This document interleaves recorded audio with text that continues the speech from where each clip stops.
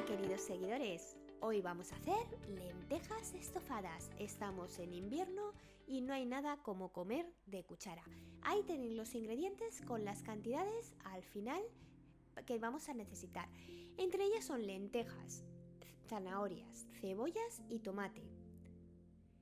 Necesitamos pimentón, laurel y sal, chorizo y un trozo de jamón serrano y un hueso de jamón. Necesitamos un agua blanda para que se cueza bien las legumbres y aceite de oliva. Yo la voy a hacer, como veis, en la olla programable. Podéis hacerla en olla express o en olla convencional.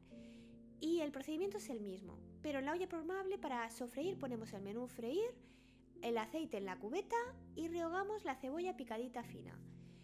Os animo a que os suscribáis al canal para que no os perdáis ninguna de nuestras recetas.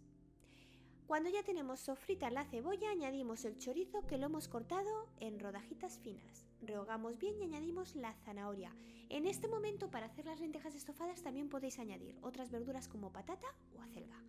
Añadimos los huesos, el jamón cortado en tacos, las lentejas que no las he puesto en remojo, las hago en frío. Rehogamos todo bien, añadimos el tomate triturado. Volvemos a rehogar bien para que se sofría todo y coja el sabor y un poquito de pimentón de la vera que le da el gustito especial a la comida. Rehogamos bien, añadimos el agua, conveniente de que sea blanda para que se cuezan bien las verduras, el hueso de jamón y el laurel. Tapamos bien la olla y ponemos en esta olla programable el menú legumbres.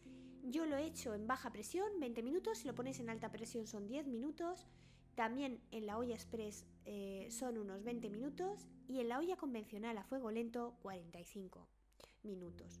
Y las lentejas estupendas, terminadas la cocción es cuando se pone la sal, el truco para que salgan ricas.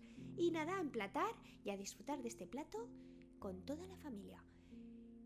Os dejo más recetas al final del vídeo y os espero en próximas recetas.